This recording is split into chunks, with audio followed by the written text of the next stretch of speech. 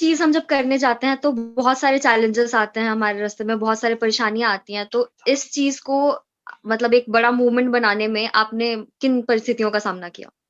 देखिए, प्रारंभ काल में तो जैसे मैंने आपको बताया,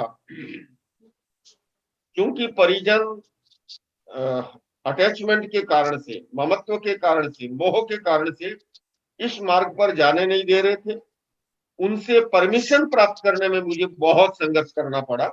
काफी लंबी कहानी है, मैं उसके डीप में नहीं जाऊंगा, किंतु अंततः मैंने विजय प्राप्त की, उनको मनाया और उन्होंने सहर्ष मुझे इस मार्ग पर बढ़ने के लिए बाद में अनुमति दी। और आज तो वे बहुत खुश हैं, क्योंकि वो केवल एक अटैचमेंट था उनका। संन्यास तो जीवन में मैंने लगभग 20,000 किलोमीटर पैदल पद यात्रा की है भारत में, नैतिक और चारित्रिक मूल्यों के उत्थान के लिए, राष्ट्रीय चरित्र के निर्माण के लिए, मानवीय मूल्यों के प्रसार प्रसार के लिए। और उसके बाद मैं दुनिया भर में जा रहा हूं। चूंकि जैन धर्म शाकाहार में विश्वास करता है, उसका जीवन व्रत है, तो छोटी मोटी कठिनाइयां जीवन में आती है, लेकिन उसका कोई मूल्य नहीं है।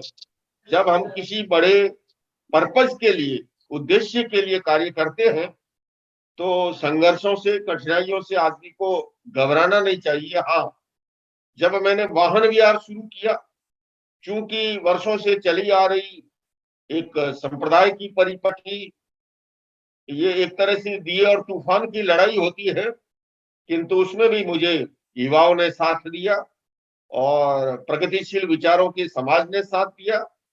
और मेरा अब नाता केवल जैन धर्म तक ही सीमित नहीं, सर्वधर्म सद्भाव में चूंकि मैं विश्वास करता हूँ, और मेरा ये सौभाग्य रहा है कि मेरे साथ जितने जैन धर्म के सभी परंपराओं के लोग जुड़े हैं, उतने ही अजैन परंपरा की। और मैं जिन गुरुजी के हाथों दीक्षित हुआ, वो कहा करते थे कि कोई जैन हो या न हो, गुड मैन होना चाहिए, और गुड मैन है तो स्वतः वह जैन है।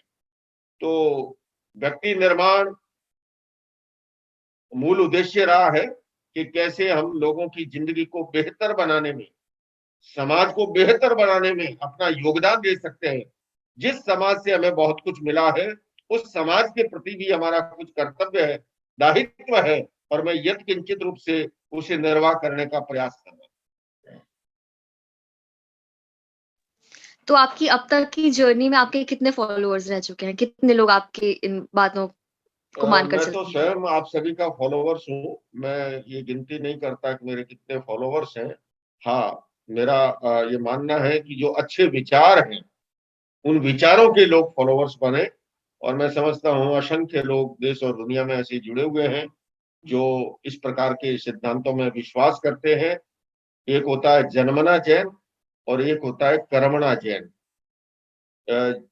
भले ही जैन कुल में जन्म नहीं दिया है, लेकिन सिद्धांतों को, आज कोरोना काल में अगर मैं बात करूं, तो लोगों में बहुत आकर्षण उत्पन्न हो रहा है जैन जीवन शैली के प्रति।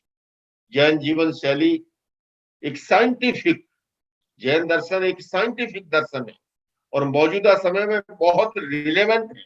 आप देख रहे हैं, मैं जैन सन्यासी के रूप में, मेरी जीवनचर्या का ये हिस्सा है।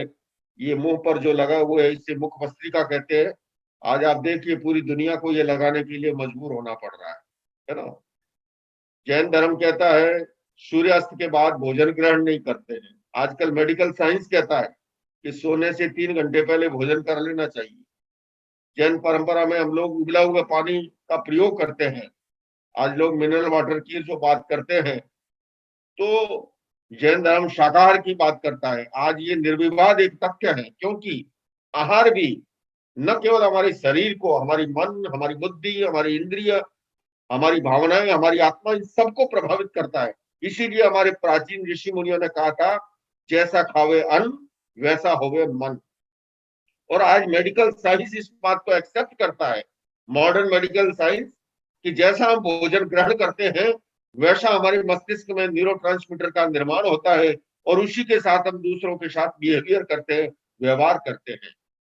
तो शाकाहार के प्रति आज लोगों का रुझान बढ़ रहा है। अब तो पश्चिमी देशों में आप लंदन से बात कर रहे हैं, स्टूडियो में बैठकर मुझसे, वहां पर हजारों हजारों गोरे वीगन बनते जा रहे हैं।